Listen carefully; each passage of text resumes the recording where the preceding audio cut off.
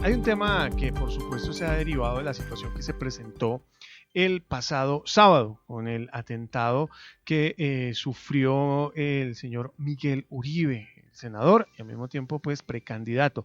Y es la situación donde se instrumentalizó a un menor de edad y todo lo que hay al respecto, lo que incluso pues para muchos, por supuesto, aquí entra mucho compañeros y a nuestro invitado que ya está escuchándonos ahí, el tema de la indignación, ¿no? El tema de la molestia. Nosotros incluso lo conversamos, creo que el lunes, de la diferencia entre la justicia y la venganza, ¿no? Que tal vez muchos, pues cuando pensamos en justicia de inmediato, pues esperamos, no sé, cadenas altas. Aquí tal vez si hubiese pena de muerte, algunos estarían exigiendo pena de muerte, pero aquí también entra otra situación diferente, que al ser un menor de edad, pues hay unas consideraciones y unas situaciones que incluso ponen al borde al señalamiento de muchos en redes sociales, incluso de figuras públicas, candidatos políticos, precandidatos, senadores, a incluso señalar que pues este joven salió ganando, sí o sí, por algunos, tal vez entre comillas, beneficios que se les brinda, pues tratando de ser un menor y ahora al parecer un testigo protegido. Aclaremos un poquito y agradecemos enormemente al abogado Francisco Bernate, quien siempre pues está muy amable en disposición para atender los micrófonos de Colmundo Radio. Abogado, bienvenido a Colmundo nuevamente, gracias por su tiempo. Por favor, muchísimas gracias. Un saludo muy especial para ustedes, para todas las personas que nos oyen. Qué gran privilegio estar aquí con ustedes. Muchísimas gracias. El gusto es nuestro, por supuesto, abogado, y por supuesto también siempre agradecido con su amabilidad y con su tiempo. Abogado, bueno, ¿cómo hacerle entender un poco y cómo explicarle desde esas líneas del derecho a nuestros oyentes, a quienes tal vez dentro de esa indignación, dentro de la ignorancia, porque aquí muchos tenemos ignorancia de cómo juzgar al tratarse de un menor de edad, y volviendo a contextualizar brevemente esa situación que se presentó con un menor de edad? Al mismo tiempo creo que también genera mucha preocupación cuando ayer escuchamos que el menor no aceptó cargos. ¿Por dónde podríamos empezar a entender esta situación, abogado? Sí, hay que empezar por decir lo siguiente: la ciudadanía que se conecta a Colmundo tiene el derecho a estar informada, tiene el derecho a tomar decisiones informadas. Ya salieron las tradicionales aves de rapiña de la politiquería colombiana a pedir disque el aumento de penas para los menores. ¡Qué barbaridad! Cuando los menores ni siquiera están sujetos a penas. La ignorancia de verdad que es atrevida, y es vergonzoso el uso político del dolor de una familia. Eso es vergonzoso. Los menores tienen un sistema de responsabilidad penal diferente al de los adultos. Y eso no es por capricho, eso no es porque nada diferente a que así lo ordena la UNESCO, así lo ordenan las Naciones Unidas, que establecen la necesidad de tener regímenes diferenciados para las personas que no han cumplido los 18 años, con fundamento en estudios psicológicos que hablan de una plena conciencia y capacidad a partir de los 20 años. De manera que eso es importante, y que la ciudadanía no caiga en esa trampa que hoy le está tendiendo la politiquería de plantear cosas tan absurdas. En segundo lugar, en Colombia, pues en cumplimiento de lo que dice la ONU, tenemos un régimen diferenciado, donde los menores no tienen penas, sino que tienen sanciones, sanciones que pueden ir entre los 2 y los 8 años, donde esas sanciones buscan proteger al menor, restablecer sus derechos, cuidarlo y sobre todo pues un componente importante de rehabilitación. ¿Por qué el menor no aceptó los cargos? Pues es muy sencillo, porque está en un proceso de colaboración con la justicia, y es importante que él hable, y es importante saber quién es esa persona, que entiendo está prácticamente en una habitancia de calle, que es utilizado, instrumentalizado por organizaciones al margen de la ley para invitarlo a cometer este tipo de acto tan atroz. Entonces, pues obviamente el menor merece una sanción, pero el llamado es a que más bien busquemos quién dio la orden, no encarnizarnos con un menor. Doctor Bernate, hace unos 2 días escuchábamos a la fiscal general, Luz Adriana Camargo, invocando ese sistema diferenciado que usted menciona a través de la ley 1098, por el cual se establece el Código de Infancia y de Adolescencia. Y desde esos aspectos pedagógicos, restaurativos, sancionatorios, desde esta ley, ¿qué podríamos encontrar desde amonestación, reglas de conducta, sanciones? ¿Qué dispone esta ley en torno a eso? Sí, efectivamente dispone primero que la privación de la libertad debe ser excepcional. Segundo, que en casos extremadamente graves como este, secuestro, homicidio y extorsión, se permite la privación de la libertad del menor con 2 reglas. Primero, no más allá de 8 años y no más allá del momento en que el menor cumpla los 21 años. Esas son las 2 reglas que nosotros aplicamos en ese punto, sí, señor. Abogado, otra pregunta. Precisamente como los menores están bajo este sistema de responsabilidad penal para adolescentes y justamente pues él cumple, digamos, con estos requisitos, por decirlo de alguna manera, ¿cómo evitar que justamente esa sea como la opción que tienen muchos de quienes están detrás y que los instrumentalizan, estos criminales que justamente los envían a hacer esta clase de cosas porque saben precisamente que no van a poder, digamos, tener una sanción tan fuerte o que no van a poder llegar a ellos? ¿Qué vía se puede tomar? ¿Qué situaciones se podrían plantear precisamente para evitar que ellos, los adolescentes, los menores de edad, sigan siendo instrumentalizados, no solamente en este caso como el chico que pues dispara contra el precandidato presidencial, sino también muchos otros que están siendo, por ejemplo, reclutados por grupos al margen de la ley?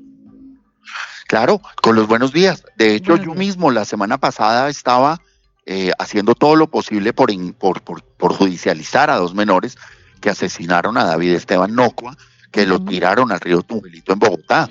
Y al final del día el problema es muy similar a niños desescolarizados, niños que estuvieron en programas del gobierno y que salieron. Entonces aquí el asunto no pasa por, bueno, sí, aumentemos las penas, entonces ¿qué vamos a meter a un niño 60 años a la cárcel?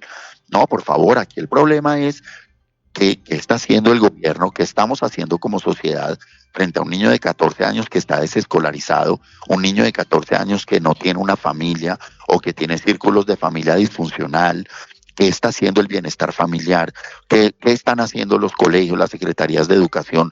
Lo que hay que hacer es fortalecer el programa de atención a las personas que son menores de edad y no pensar siempre en que la solución pasa por meterle 20, 30 o 40 años de cárcel a un menor, entre otras porque ya hay tratados internacionales que no permiten, o bueno, pues asumamos y entonces retirémonos de la UNESCO y dejemos de recibir todo el apoyo que la UNESCO le brinda a Colombia.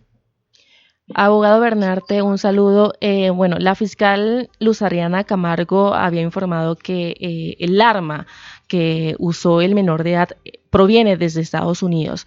¿Hay alguna implicación de pronto internacional dentro de la investigación si se confirma sobre este arma?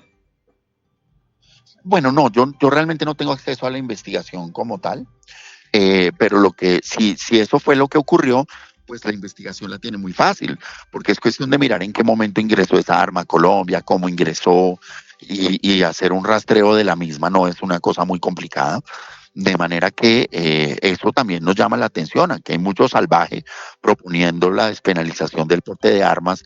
Ahí tienen las consecuencias. Pensar que las armas solo van a estar en manos del ciudadano inerme que se defiende, pues eso no es así. Ahí tienen las respuestas. Doctor Bernate, a su parecer, el enfoque restaurativo del sistema penal para adolescentes, que muy bien nos está explicando, ¿garantiza la reintegración efectiva de los infractores o podría llegar a facilitar una reincidencia? Las cifras sobre reincidencia, es que, digamos, es muy importante esto que ustedes hacen, porque a la gente se le engaña, se le utiliza con fines electorales y eso no puede pasar. La tasa de reincidencia en el menor infractor es de menos del 10%, en los adultos es un poco superior, puede llegar al 30%.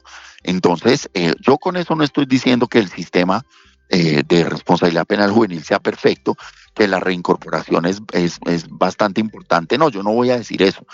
Obviamente no funciona, obviamente a ellos los tienen en unos lugares donde pues por el hacinamiento, la complejidad y demás, pues al final terminan en la práctica funcionando como cárceles.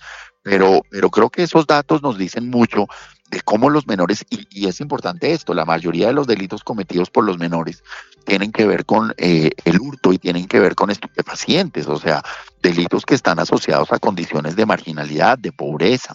Entonces yo sí creo que aquí, en vez de irnos ahora sí contra los menores que tienen una condición prevalente en el ordenamiento jurídico colombiano, pues busquemos alternativas, que no haya menores desescolarizados, que no haya menores próximos a organizaciones criminales, que entendamos que efectivamente el menor en la mayoría de estos eventos es utilizado por su ignorancia, por muchas circunstancias, y no tratarlos pues como victimarios despiadados. De acuerdo. Ya para finalizar, y una muy cortica de abogado Bernate, me gustaría las penas, por el contrario, de quienes están utilizando a los jóvenes, a los niños, si están siendo las apropiadas, se están aplicando, se deberían fortalecer. ¿Cómo lo ve usted desde su ojo profesional? Eso es una barbaridad, eso es una barbaridad, y el oyente de Colmundo tiene que saber estar preparado para esos discursos politiqueros, punitivistas, alejados de la realidad, y decir, en el 2006 incrementamos, o sea, disminuimos la edad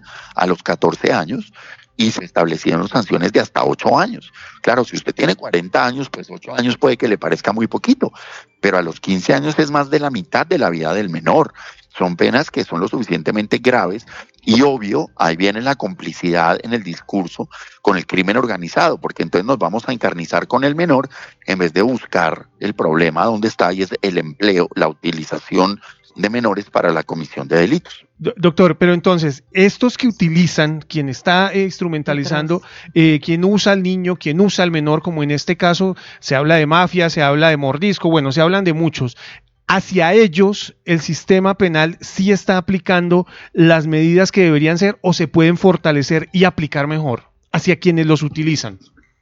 ¿Las medidas penales? Sí, correcto. Frente a quienes los utilizan. De acuerdo. Bueno, pues hace más de 10 años se creó el delito de utilización de menores para la comisión de delitos, artículo 188D del Código Penal, con penas de prisión efectivas entre 10 y 20 años, sin lugar a ningún beneficio, y ahí tienen, el fenómeno nunca se redujo. Entonces, pues yo lo que creo es que hay que fortalecer la investigación, hay que fortalecer, ahí es donde hay que poner el punto, no en encarnizarnos con un menor de edad que por demás la ley siempre tiene acertadamente como víctima. Pues, abogado Bernate, agradecerle inmensamente su tiempo. Creo que a nosotros, a nuestros compañeros, a nuestros oyentes, pues se le aclaran algunas luces para que, como usted lo dijo, y es nuestra intención siempre aquí desde la mesa más objetiva de la radio, es tratar de que la gente se argumente y opine desde un principio básico y desde el argumento, más no desde opiniones con intereses tal vez políticos u otros. Muchas gracias, un feliz día, abogado. A ustedes un feliz día, muchas gracias.